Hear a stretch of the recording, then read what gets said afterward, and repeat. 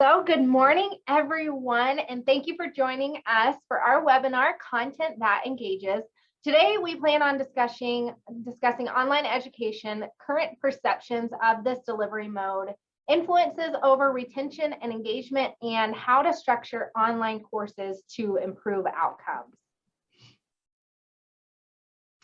So I'm Ashley Dillard. I am a Client Solutions Advisor here at Peregrine. I work with our partners to help identify any gaps they may have and help determine how our solutions can improve the quality of their institution or company. And joining me is my colleague, Desiree, and I'll let her introduce herself this morning. Thanks, Ashley. Yes, I'm Desiree Moore, Director of Marketing and Strategic Growth here at Peregrine. But before coming to Peregrine, I spent about 8 years in education, most of that in higher education as an administrator and faculty member. And so I'm really excited to be here. I enjoy that I'm able to combine my passion for education, specifically higher education, with the work we do here at Peregrine to serve you. Yes, we are so lucky to have Miss Desiree on our team. So here at Peregrine, we believe in taking a solutions-based approach to solving the needs of our thought partners. I see some people that joined us this morning already are our current partners, and then some of you are new to Peregrine. So welcome, everyone. So we're going to have a poll here today that you can answer. So please respond to the poll question whenever it's presented.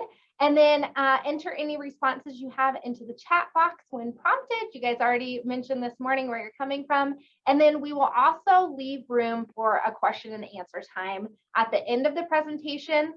So feel free to jot down your questions or put them in the chat box, and we'll come back around to those and answer any questions you have. Okay, so let's start this discussion with a bit of information about how online education has grown in recent years. Given that we're entering the third year of a pandemic, it makes sense that we would see this large increase, but of course, diving into the data to see the exact impact is interesting. So as you can see here on this graph presented, online education or distance education has experienced a steady incline over the last 10 years. And then, of course, you can see at the beginning of 2020, we did see that significant jump. So here are some numbers to put this graph into perspective. According to the National Center for Education Statistics, in the fall of 2018, more than 6.9 million students in the US, or 35.3% of students, were enrolled in post-secondary distance education. That could have been either full-time online or at least one single course that they were enrolled in. But then in the fall of 2020, we saw that number increase from 35% to 72.8%.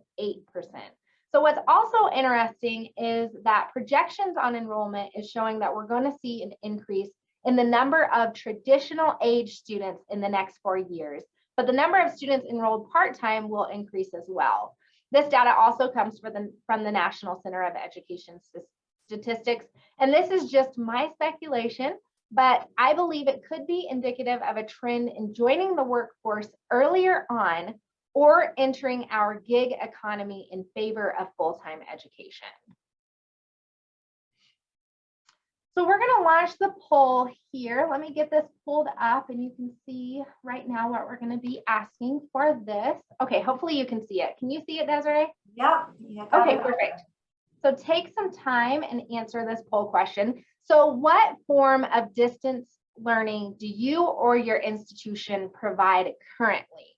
So we have the option for in-person instruction only, fully online, a blended or hybrid approach means 25 to 50% of instructions, assignments, and discussion take place online. Face-to-face web enabled, where students meet virtually with their instructors or other class members via video chat or teleconferencing. And then emergency remote teaching. So shifting face-to-face, blended, or other courses to fully online format in the event students or faculty are unable to come to campus. I'll give you just a few more seconds to answer that. It looks like we pretty much have that fully answered. So I'm going to end this poll now and then share the results that we have here. So it looks like 13% have in-person instruction only. 50% is fully online, active instruction, testing, assignments, and discussion takes place online. We have 25% that are blended, and then 13% that have that emergency remote teaching. So thank you so much for answering that. Desiree, do you have any comments on the poll results? Yeah, no, I'm glad. I was hoping that the majority of our audience here would be online, because we are talking primarily about online education. However, that doesn't mean that what we're talking about today is only for those who are teaching online. It's also applicable to in-person education. And so now that I know we have some people who are primarily in-person education, I can make sure to tie these concepts that we're going to be learning to both. So thank you so much for answering that. Yes, thank you. Okay, so when we talked about these trends in online education, we have to ask ourselves, will it remain this way? I think that is a big question that we ask. If the pandemic ended tomorrow, would enrollments in online education decline drastically, or would we see enrollment in distance education hold steady? I don't know without seeing what actually happened in 2021, and unfortunately, the data from the same data source that we're presenting today has not been released yet. However, I think to understand the prominence of online education beyond the pandemic, we need to look at the perceptions of online education. So as you know, consumer perceptions largely impact behavior. So what's interesting is learners were surveyed prior to the pandemic were largely in favor of online learning. About 85% believe the online courses were on par with or better than on-campus courses. However, students that had to make the sudden switch felt much different. So among college students who were enrolled in undergraduate programs in spring of 2020, 97% had to switch to online education. Of those, 63% indicated the online instruction received is worse compared to in-person instruction. 31% indicated it's about the same, and only 5% thought that it was better. Since that time, I believe many institutions have invested in enhancing the quality of their online programs by engaging fully in digital transformation. So just having a little bit more time to work on that as opposed to that emergency switch, we have seen that increase. And it's interesting that it shows that, you know, students who were like primed for online education, anticipating that's how I'm going to learn, that's what's best for me, really like online education. But when students were forced into it, given the circumstances, they're like, no, I don't like this. I don't want to do Right. Right. So unfortunately, the data still tells us that we have work to do to improve the learner experience. One of the major concerns of online learners includes staying engaged and motivated in their coursework. The Student Voice Survey surveyed 2,000 students across 108 institutions in May of 2021. So let's take a look at some of those responses. So the question was, thinking about how much you learned this year compared to pre-COVID college years, would you say, I learned more this year than in pre-COVID years, 52% say that they learned less this year. 27% think that they learned about the same amount as in pre-COVID years. And then that red percentage is students who are not in college pre-COVID. Okay, so the next question was, generally speaking, how easy or difficult has it been for you to concentrate during remote lectures? So 39% said extremely difficult for them to concentrate. 42% said somewhat difficult to concentrate. And then you have those smaller percentages that say somewhat easy, extremely easy, and they have not had remote lectures. Okay, and then in the coming academic year, what concerns, if any, do you have about your ability to complete coursework and get good grades? So 65% of those said they felt unmotivated. 58% said they had difficulty concentrating. We have 50% that have mental health concerns. 48% feeling behind academically. 22% concerned about health concerns because of COVID. We have housing concerns, physical health concerns, a small percentage that say none of these or something else there. So this just gives us a glimpse into what students are worried about whenever completing their coursework.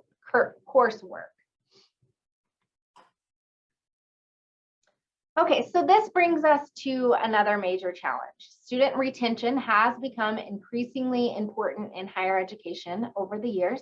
So we used to focus much more on enrollment, but the changing higher ed marketplace and changes to public funding models that focus on performance rather than enrollment has put a focus on improving retention. So as you likely know, it's a lot less costly to retain learners than to recruit them. And all of this is important when looking at the downward trend in enrollment. So we have seen college enrollment drop 6.5% over the last 2 years. Unfortunately, student retention in online courses tends to be lower than face-to-face instruction. Given the increase in online learners, it's very important we proactively address retention and use it as a strategy for mitigating the impacts of decreasing new enrollments. So, how do we persevere? I don't think the story here is all bad. Instead, I think the obstacles faced today are driving mass innovation that will indeed impact the quality of education long-term. So one of the ways higher education can address the current challenges is enhancing the learning environment. Student retention and student learning outcomes are both heavily impacted by the degree at which students are engaged. And I think it's good segue into the next part of our discussion, which is how can we engage these learners in an online learning environment? Thank you so much, Ashley. The graphs that you shared were so interesting. You know, when I think about all of the obstacles, you know, college students are facing, it was interesting to see how many of them said what a large percentage felt that motivation and engagement were an issue for them, or inability to concentrate. And so that's why I think this topic is so important. And you hit on some important points there. And so I want to take the next part of our discussion, which is how we can utilize best practices theory and various models to make the learning environment more engaging in an online setting, because I think it will have a massive impact on the quality of education, the learner experience, and so on. So we're going to begin with the zone of proximal development theory. The theory presents a framework for various levels of learners' ability to complete tasks. So the term proximal refers to those skills that the learner is close to mastering. The zone consists of 3 parts: tasks that learners can currently do, things learners can do with assistance, and then things beyond a learner's capability. The idea is that a learner is in the zone of proximal development, providing appropriate assistance will give the learner enough of a boost to achieve the task or the new skill or activity. In a course that this would look like a faculty member providing foundational concepts, add information, activities learners can do that prime them for the new experience or activity, and potentially a demonstration of that activity. For example, marketing students are going to be more successful if you ask them to create a marketing plan, or a marketing campaign, if they had an understanding of a target audience, if maybe they've done some activities related to target audience and doing target audience research and understanding how to kind of narrow down that target audience, maybe understanding various channels and having some activities and some education around those channels, and then how to communicate value proposition, what it is, and how to communicate it, right? So maybe those 3 things are primers to help them get to the next step, which is writing their plan for their marketing campaign, but they need some assistance in doing that eventually so that they can, you know, get to the point where they don't need assistance, right? That's what we're trying to do with our learners, is we're trying to give them everything that they need, those skills and that knowledge, so that they don't need our assistance eventually. So an educator's role in this is to focus on 3 important components which aid in the learning process. And these components include the presence of somebody with knowledge and skills beyond that of the learner. So making sure the faculty member is present is important. Ensuring social interactions that allow the learner to observe and practice the skill, make sure those are available, and scaffolding, or supportive activities, or that provide support to the learner as they're led through the zone of proximal development. And we're going to talk more about scaffolding in just a little bit, but before we do, I want to introduce you to the concept of universal design. Now, you may already be familiar with universal design, but this is a good tool to refer to as we determine how we are going to build an engaging online course. There's a significant depth of information on universal design, but we're just going to give you the 20,000-foot view today of the framework, because I could do an entire class on universal design alone. Universal design inherently places responsibility on the learning environment instead of the learner. So instead of blaming the learner for not learning, this framework encourages educators to identify the barriers that exist within the learning environment and ways we might be able to mitigate or remove those. The framework is focused on reducing barriers to learners, which I think is really important. Following universal design, faculty are able to develop a learning environment in which all learners know the goal of learning. So that's really important. The learning environment is intentional, and the learning environment provides flexible options. Learners can access resources from the start of their lessons or their course so that they can internalize their own learning. All right, so now that we have a basic understanding of universal design and learning, we're going to move on to how these frameworks or theories apply to practice and some best practices. So let's begin with scaffolding. Activities should be scaffolded effectively in your course. That includes introduction, practice, and application. And that should happen over and over again. When you're designing a course, when you're building your course and the corresponding content, all activities should be positioned in a way that students are able to gain foundational knowledge. Properly reinforce concepts and with assistance, master them before moving on to the next concept that builds from that one. Remember, proximal zone development. I like to think about how we teach math. If we didn't scaffold education, then we may expect a first grader to solve complex algebraic equations before they've even mastered the foundational skills of adding and subtracting. Even with assistance, a learner would not be able to do this on their own. That first grader would probably become quite frustrated if you gave them algebra to start with, even if you were assisting them. So we have to make sure we're scaffolding our content in such a way that it builds those foundational skills so that learners can achieve higher levels of knowledge and more advanced concepts. Also, it's helpful if content is logical, consistent, and uncluttered, and divided into large blocks of content into manageable sections. Keeping your course organized is so important to the learning process. Keep the user or the learner experience in mind as you design your course, and be cognizant of how learners will navigate through your course to ensure the framework of universal design and making education acceptable is adhered to. Also, when scaffolding our courses, we need to ensure that there's a variety of ways for learners to gain knowledge and develop skills.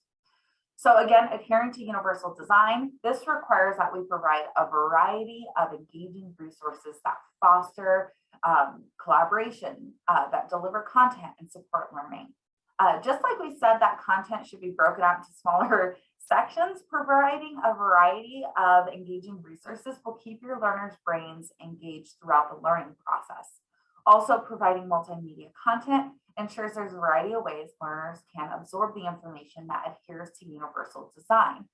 What happens when we provide our learners with a lot of different types of content is we cause them to stay engaged because it's a different part of their brain that's engaged in that moment. So imagine, think about watching a video versus reading, right? And think about those two activities.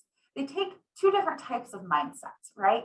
And so when you switch from one to the other, you're going to kind of reset your brain and be able to re-engage again. So give students the opportunity to participate in higher levels of thinking and take action. I call this helping students through the knowing learning gap. Once a student gains new information, they should be able to apply it, whether it is in an online quiz, a written discussion, activity, or solving a problem. And provide a balance of text, video, audio, and images, just like we said, so that you are providing an opportunity for multimedia learning. And multimedia learning, it just refers to the use of displaying learning in multiple formats, like we've been discussing, including text or images, dynamic formats such as video, audio, digital activities. Utilizing multimedia content to keep learners engaged has been found to have been an effective method for improving learning outcomes and keeping students engaged. With the advancement of multimedia and learning management systems, online learning environments are no longer bound to text-based learning. We can move beyond the textbook and engage learners through a variety of media. For example, Park and Bonks found that using a combination of audio, video, and text in an online course assisted in engaging learners' cognitive and affective domains to further develop overall communication while fostering a feeling of connection, of community within courses. So not only did it help reinforce concepts and help them stay engaged in their learning and build knowledge, but it also helped them feel closer connected to their online learning community, which is something we're going to talk about. Because as you know, being an online learner, it's more difficult to receive the same sense of community and connection that's possible in an in-person environment. However, connection to our learners is a powerful tool that we can use to better engage them and retain them. Therefore, it's vital we create opportunities and spaces for students to connect. You're obviously going to stay in an environment in which you feel connected. For example, when I taught college English, I had an online forum for learners where they could post their weekly writing activities they wanted. It wasn't required. We had this little prompt that they had to do. It took less than 15 minutes. They had to turn it in every week, but they didn't have to post it for the rest of the class to see. And it was always a fun prompt. It was something to get them going. It was a writing primer to get them in the mindset of writing, something I've used for years as a writer and has aided me well.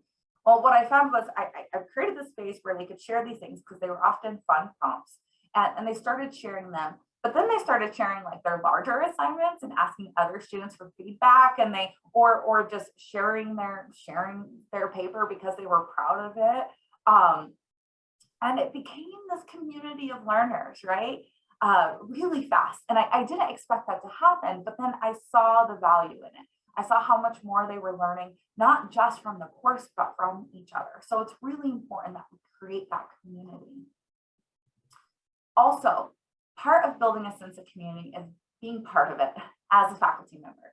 Faculty are the touchstone for online course communities, so make yourself as known as possible. And of course, your privacy should be respected to a degree. You don't have to tell them everything about yourself, but upload a photo, provide instructions to the learners on how to do the same, personalize your course where you're able, use video for weekly announcements, establish community through your class correspondence, maybe tell them a fun fact, you have a dog, something like that. When students are comfortable with you, they're more comfortable learning and more likely to be motivated to participate and beyond the bare minimum. Ensure that course expectations are clear and learners receive regular feedback. I was recently helping a friend of mine who was in this course, and the communication had been quite inconsistent and she was becoming very frustrated. Some of her course assignments were posted at the beginning of the semester so she could see them all semester long. But some of them weren't posted until like 4 days before they were due or a week before they were due. And this person is trying to balance a career and children and their education, and they were becoming really frustrated by the lack of consistency and unclear expectations. And sometimes even the course assignments that were posted were not quite clear what she needed to do in order to complete them. So she would have to reach out multiple times in order to get clarification. And that was a really good example of why universal design says you need to make sure all learning materials, all course assignments, everything is available at the beginning of the semester, at the beginning of the term, because that what is a barrier to learning, and that's a barrier to engagement, and that's a barrier to staying being retained as a student, because those types of frustrations can cause students to give up, right? And back away and no longer be engaged in a course. So be be consistent, and be clear in your expectations is the lesson learned. All right, so I can't not talk about motivation, right?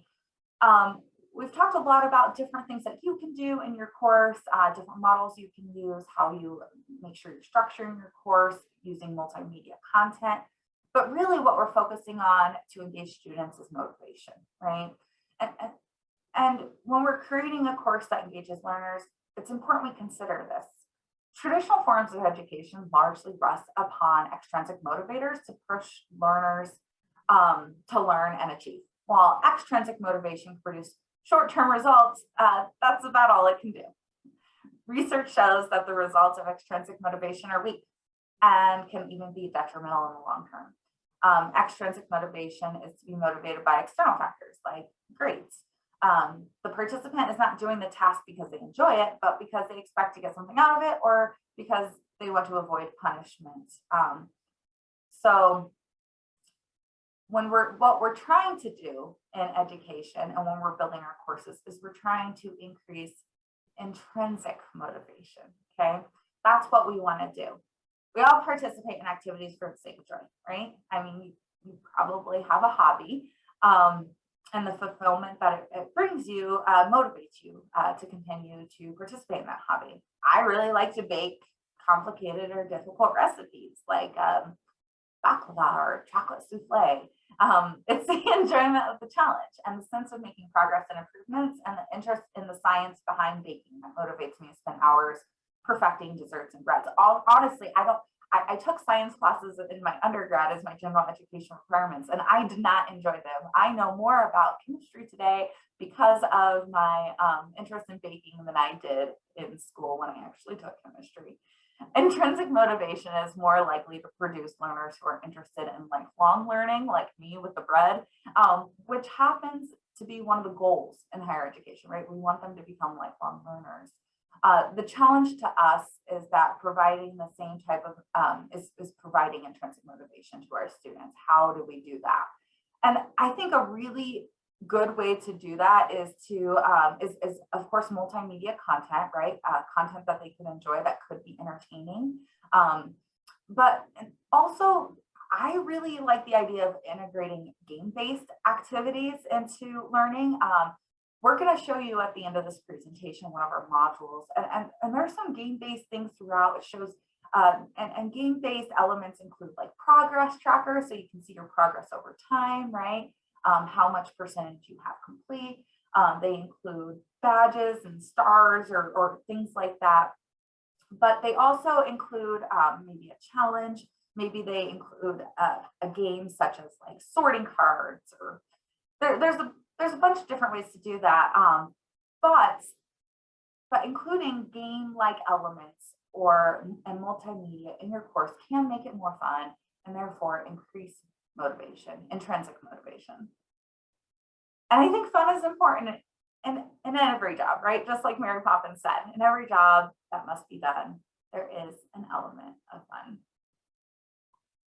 Okay, so this brings me to the next part of our discussion, which is why we're here. Peregrine provides these, it's called leading edge learning competency-based modules. And I'm gonna share just for a little bit what that looks like with you. And Ashley's actually gonna do a demo with us where she's gonna share her screen and she's gonna show what one looks like. We're gonna get an inside look, so that's pretty exciting. But these are a collection of online modules that can be mixed or matched to support the development of 8 key workplace activities. So here they are. We actually took this from the National Association of Colleges and Employers, and they identify career readiness through these ones. And so we've really concentrated over the last 2 years on building online content that can be used cross-disciplinary in a cross-disciplinary fashion to build those skills that are so needed by our workforce, such as leadership and communication, teamwork, emotional intelligence, public speaking. We even have modules by the famous Roger Love. And these are really great because they promote student engagement by having students participate in their own learning. Activities within the lessons reinforce concepts over and over again. Students will perform physical or cognitive tasks, such as watching videos, matching concepts, answering questions, and more. So I'm going to go ahead and switch over to, I'm going to stop sharing and switch over to Ashley. She's going to share her screen, take you through a module, and then after that, we'll do some Q&A. Perfect. Thank you so much, Desiree. Okay, do you see my screen? Yes. Perfect. So I picked one of our many modules that we have available. What we're going to look at here is the business communications module. And I'm just going to walk you through a little bit of this material and show you the different activities that Desiree mentioned in her presentation that we have within this module. So business communications is here. She mentioned the progress bar. So I've gotten 32% completed here. You can scroll down and see the full menu. So you're able to see, okay, how much do I have left? What are the different sections that I have coming up?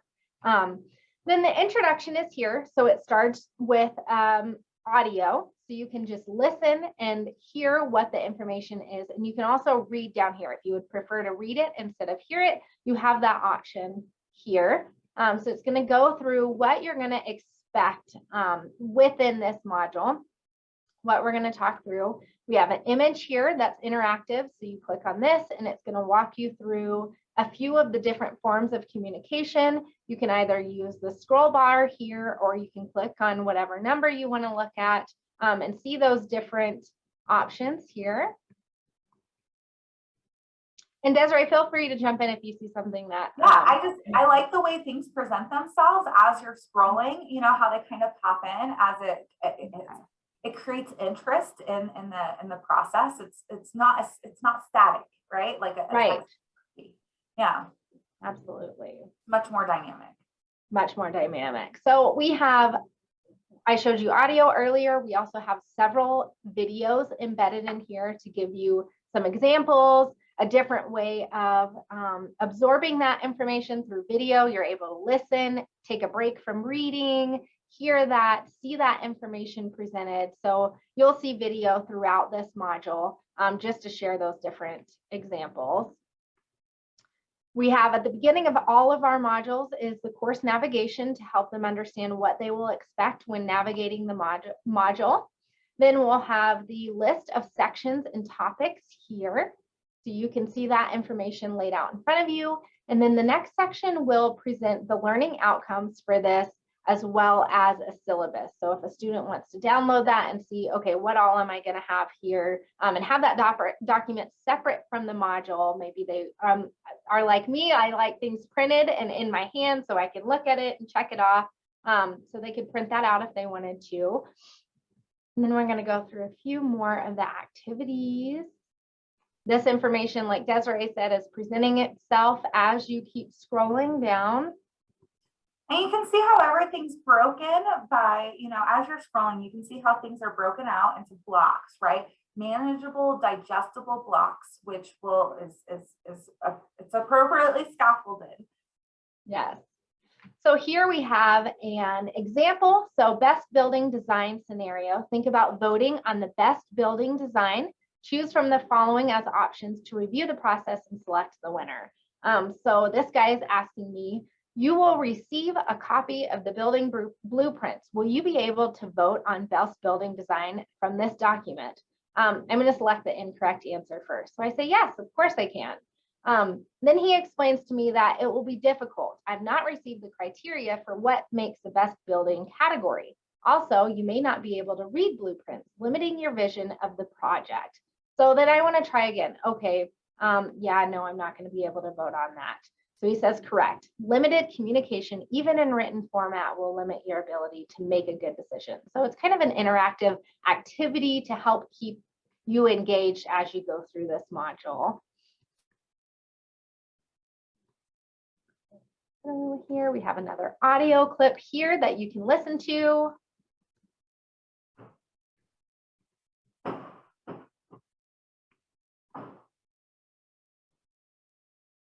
7 amazing things communicators do. So it sets some examples, another video, and then we have the section review. So we have a section review at the end of all of our sections. depending on which module it is. It'll quiz you here. So you'll go through and submit your answers. It will tell you if you got it correct or not. You can move forward on to the next question, answer and submit. And then you'll move on to the next section. Wow, or that's the next all kinds lesson. of stuff. Yes. I've been through it a time or two. Okay, so you can just see the different ways this information is presented here. At the end of all of our modules, you have the section reviews and then the next steps. If there is a quiz associated with the end of that, several of our modules, all of our modules will give a completion certificate. Some have badges associated with them. Desiree has more information about that too, if you want to share anything. Yeah. So these modules can be used in a couple different ways. One of the ways that a lot of schools use them is they embed them in a current course as like you would a textbook, right? And so let's say you had a course and it was a leadership course and you wanted a leading change module, which is about 5 hours of instructional content to embed in that because you feel like you have a gap in that particular area of interest. So that's one way that a school may use our modules. Another way is they could pull together several modules, or we have some that are really big. We have some that are as many as what, 80 hours? Mm-hmm. So let's say you have a management course or a human resource course. We could take several modules and put them together, and that would be all of your learning content for your course. It could essentially replace your textbook,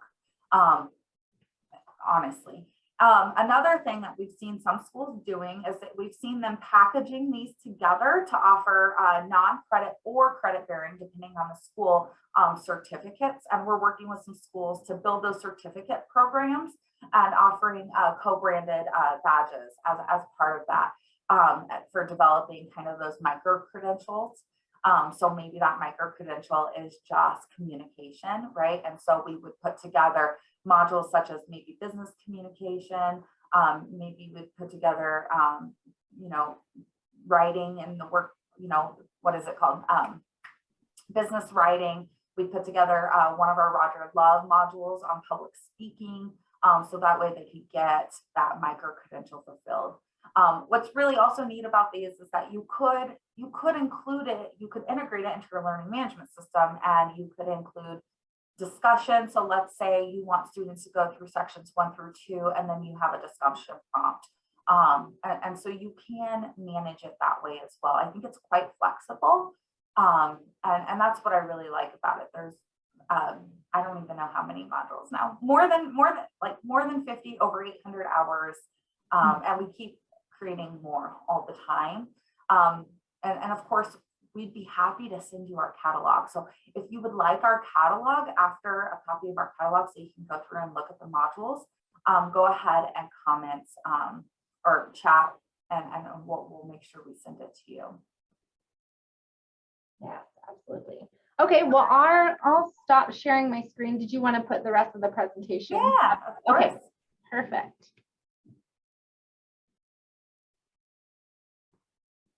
Okay. Okay, so I'm going to share my screen. We're going to finish out the presentation. So, all right. Thank you, Ashley. Yes, thank you. I love our modules. I wish I had that when I was teaching our Write Insight module that teaches like academic writing. That would have been a lifesaver when I was teaching college English. Okay, so one of the things, the questions we get all the time, so we thought we'd answer it for you here, is what does the integration look like, and how, what does that look like? Because that's the hardest part to get your head around when you work in higher education is what does that look like? I'm really proud to work for Peregrine because we make it as simple and easy as possible. We understand that in higher education, there's a lot of yellow tape or red tape, and just there's things that hoops you have to jump through, and for good reason. And so we try to make it as simple as possible. We have 3 ways that schools often will purchase our modules. One is they sell them through the university bookstore. Just know that your bookstore will likely mark up the price of those, but students can use their financial aid on it, and we would just give them access codes, and that's kind of how that would work. There's institutional purchase through with monthly invoicing. Some schools will do that where they will, maybe it's part of a program fee or course fee. And then what they'll do is every time when students enroll, we will in the modules, right, we will invoice the school at the end of every month. So you only use as many or you only get invoiced for as many modules as you're using, or as many students that are using modules. And then student purchase through self-registration is also an option where the student purchases themselves with their own payment. Now, we can integrate these modules in your learning management system, but we also have the ability to build you a school branded microsite that you will get that's password protected, and will have a specific password for your institution, your students, and that they'll be able to log into and engage in their learning. And I think that the other thing I wanted to say is that what I found is that the learning management system and the microsite, those integrations take very little time and technical assistance. Sometimes I'll work with schools and they'll be like, oh, I need to get my entire instructional technology team on board because, you know, this seems like a really big project. And then we work with them, and it takes how long, Ashley, would you say? 30 minutes? Sure. Yeah. 30 it's minutes. Quick. Yep. To integrate into their learning management system, which I think is really important. Okay. And then now here's some contact information. You can, of course, contact me or Ashley after the presentation. Here's me, Desiree Moore at Peregrine Global, or Dillard at peregrineglobal.com. We will be sending you an email within the next 24 to 48 hours after this webinar, probably sooner. I just like to give a little bit of leeway in case we get busy, with the presentation slides, our contact information, anything else you may need. And now we're going to answer questions. All right, somebody asked for the module or the catalog, which we'd be happy to send you. Yeah. It seems that we would need someone to design this architecture. Who might that be? So if you're looking at, I need a course, a course in which we don't deliver content for, to be designed utilizing, you know, scaffolding or those principles I had discussed with you today, those frameworks and models. If you're going to need an instructional designer, I mean, honestly, that's to build the modules we don't have, or you're gonna, but you can do it yourself as a faculty member. You can take in all of the resources and stuff. If you have, you know, maybe textbooks, or you have activities, and you can find videos, you can build that yourself within your learning management system. You can link all of your resources right there and share them there. It just depends on what you're doing specifically, right? If you're utilizing a textbook, you know, it might be a little bit less than what you saw when we were going through our module demonstration, right? Because that textbook is a large part of the instructional content that you're providing to your students. It just depends. It just depends on to what degree, right?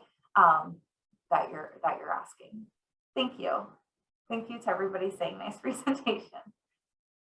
Oh, okay. So we've got a couple in the chat, but we haven't. There's one in the Q&A, and it's, how much do modules cost? That's a great question, and I'd be happy to answer that. So what we would do is we would sit down with you and we would go over our modules, what your specific needs are, what you're trying to fill, right? Like we just recently worked with one of our thought partners, University of Alabama, who's going to be doing a webinar with us, you know, in April. We're really excited about. And one of their gaps was they really wanted more. They needed their students to learn diversity, inclusion, ethics, things like that. And they really didn't have a specific course for it. They weren't going to create an entire course for it, but they needed that content to be embedded somewhere throughout their program. And because we had modules on that, we were able to fill that gap for them and partner with them. And we built them a package. So we were able to take our ethics module, our diversity and culture in the global workplace module, and a couple other things, and put those together and build a custom package. And so it's hard for me to tell you what the price is going to be. I know that at base price, our modules start at like is it $49 a module with no quantity discounts, no packaging. Like that's the base price. If you were to go on our website and say, I want business communications, you were to buy it for yourself. But of course, we do offer significant quantity discounts and packaging discounts. So you can just schedule a meeting with me or Ashley to explore that a little bit more. I don't have any other questions. Is there anything you want to add, Ashley? I think we covered it. Thank you so much, Desiree. Thank you. I hope everybody has the most marvelous day. Yeah, and thanks so much.